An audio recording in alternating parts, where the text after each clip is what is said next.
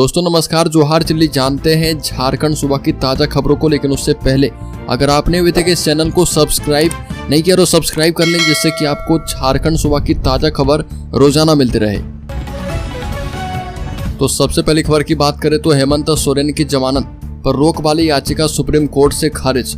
Court ने कहा कि झारखंड हाई कोर्ट का फैसला तर्कसंगत है। ईडी ने बेल के खिलाफ की थी अपील। सुप्रीम कोर्ट ने झारखंड के मुख्यमंत्री हेमंत सोरेन की जमानत पर रोक की याचिका खारिज कर दी है।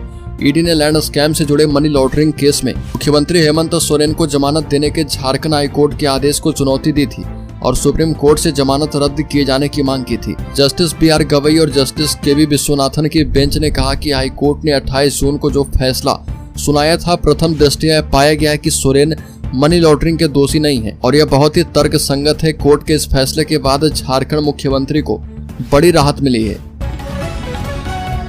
अगली खबर, सारंडा में ग्रामीणों ने किया सड़क जाम।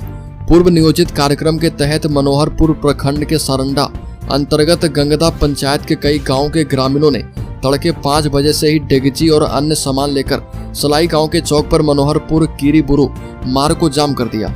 जाम की वजह से दोनों ओर वाहनों का तांता लग गया और यात्रियों को काफी परेशानी का सामना करना पड़ रहा है। वहीं मामले के निष्पादन को लेकर मनोहरपुर BDO शक्ति कुंज मौके पर पहुंच गए। वो ग्रामीणों से वार्ता भी कर रहे हैं, परंतु ग्रामीण अपनी मांग पर अड़े हुए हैं। अगली खबर, उच्चतम न्यायालय ने भूमि घोटाले से जुड़े धन शोधन के मामले में झारखंड के मुख्यमंत्री हेमंत सोरेन की जमानत को चुनौती देने वाली ईडी की याचिका खारिज कर दी और याचिका खारिज करते हुए कुछ ऐसी बातें कही जो कि गौर करने वाली है। बता दें कि सुप्रीम कोर्ट ने कहा कि झारखंड उच्च न्यायालय का आदेश सुविचारित था और उसने किसी भी बयान की अवहेलना नहीं की थी। कोर्ट ने कहा कि इसमें इस बात का वैध कारण दिए गए हैं कि बयान विरोधाभासी क्यों है और इसमें आगे कहा गया कि यदि ईडी ने सुनवाई आगे बढ़ाई तो उसे कठिनाई का सामना करना पड़ सकता है। सुप्रीम कोर्ट ने कहा कि हम और भी अधिक निरीक्षण नहीं करना चाहते और यदि हम और भी अधिक निरीक्षण करेंगे तो ईडी मुश्किल में पड़ सकती है। अगली खबर, विधानसभा सत्र के बाद झारखंड में जल्द बदले जा सकते हैं कई जिलों के SP। कवायद की गई शुरू। झारखंड में विधानसभा चुनाव नजदीक आते ही बड़े पैमाने पर IPS अधिकारी के तबादले की तैयारी शुरू हो गई है। विधानसभा के मानसून सत्र के बाद झारखंड के अलग अलग जिले में पदस्थापित कई जिलों के SP का तबादला हो सकता है।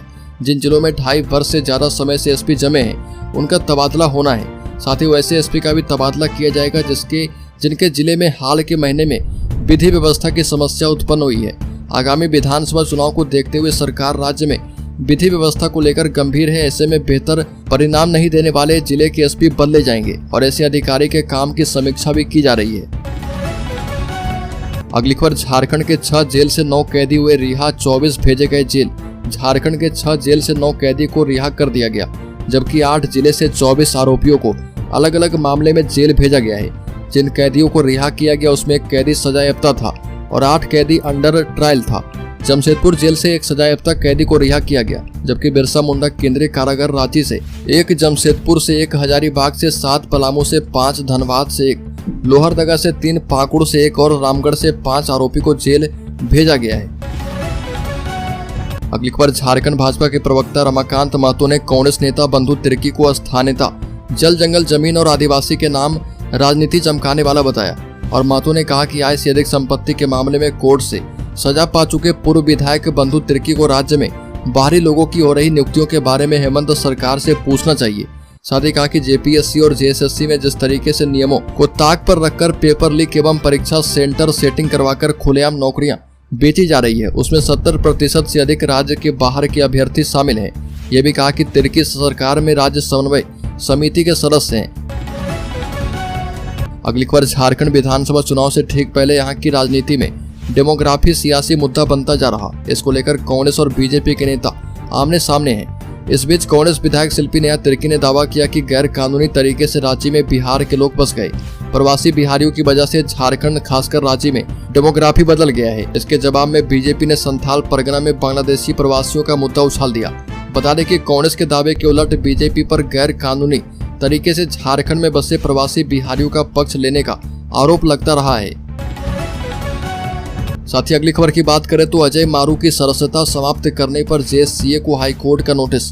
पूर्व राज्यसभा सांसद अजय मारू की झारखंड स्टेट क्रिकेट एसोसिएशन की आजीवन सदस्यता रद्द करने के मामले में हाई कोर्ट ने जेएससीए को नोटिस जारी कर 4 सप्ताह में जवाब दाखिल करने का निर्देश दिया है। जेएससीए के पूर्व अध्यक्ष अमिताभ चौधरी के कार्यकाल के दौरान झारखंड स्टेट क्रिकेट एसोसिएशन की जनरल बॉडी मीटिंग में सभी सदस्य को बुलाए जाने के लिए नोटिस जारी नहीं करने पर अजय मारू ने आपत्ति जताई थी और इसके बाद वर्ष 2020 में झारखंड स्टेट क्रिकेट एसोसिएशन ने बिना नोटिस के उन पर कार्रवाई करते हुए उन्हें एसोसिएशन की किसी भी कार्रवाई में भाग नहीं लेने एवं जेएससीए के क्लब एवं स्टेडियम की सुविधा का इस्तेमाल नहीं करने का आदेश दिया था।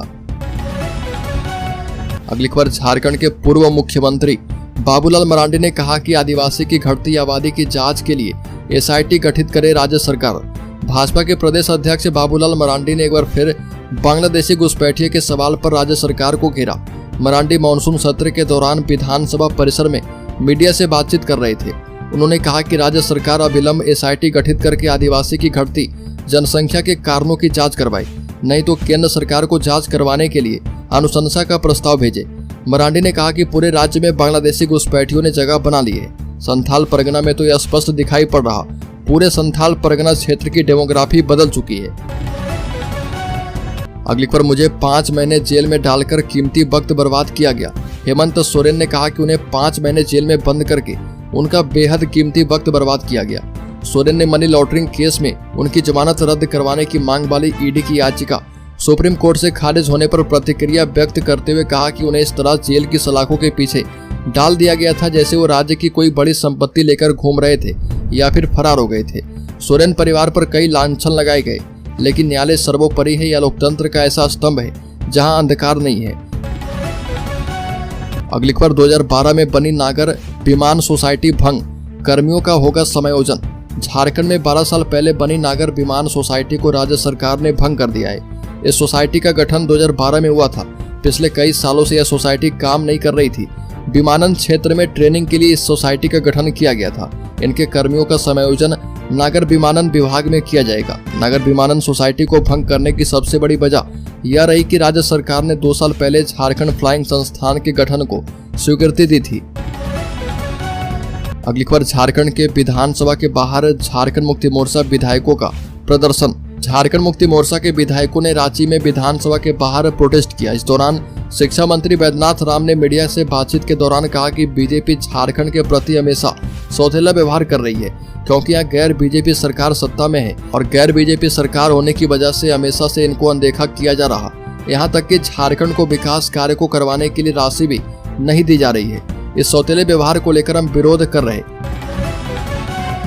अगली खबर, झारखंड के पूर्व मुख्यमंत्री विधानसभा सत्र के दौरान बाबूलाल मरांडी ने कहा कि हम हिंदू मुसलमान नहीं कर रहे, सिर्फ बांग्लादेशी घुसपैठियों को निकालने की बात कर रहे।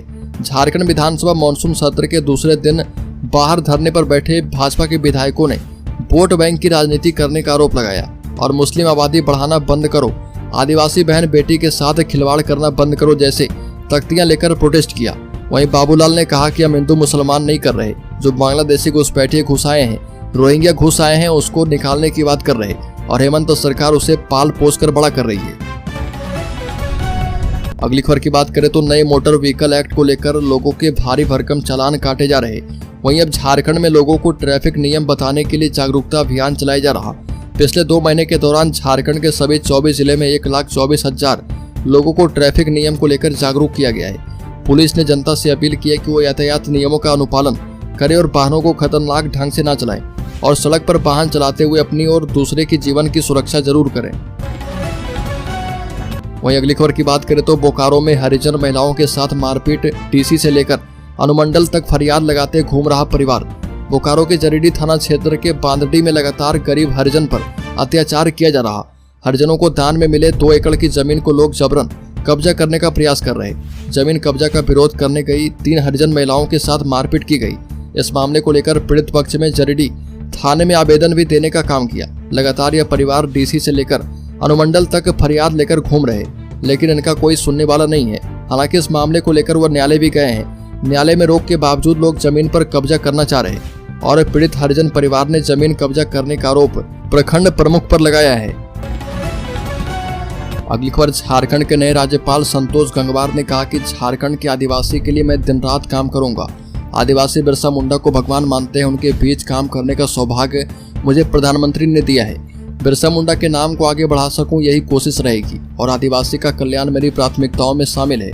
झारखंड खनिज संपदा से संपन्न है और देश की तरक्की में झारखंड की खनिज संपदा का बेहतर उपयोग हो, इस पर काम करने वाला हूँ। नवनियुक्त राज्यपाल ने कहा कि झारखंड के लोगों के कल्याण में अपने संवैधानिक दायित्व निभाऊंगा और झारखंड के विकास के लिए मैं पक्ष और विपक्ष दोनों को साथ लेकर चलूंगा।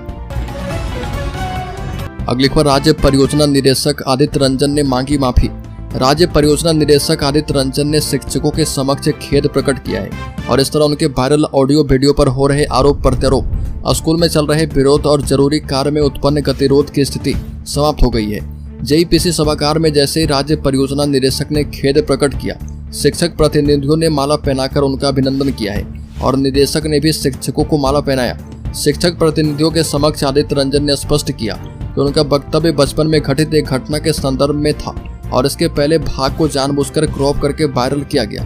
फिर भी इस वीडियो से यदि किसी शिक्षक के सम्मान को ठेस पहुंची है तो मैं खेद प्रकट करता हूं।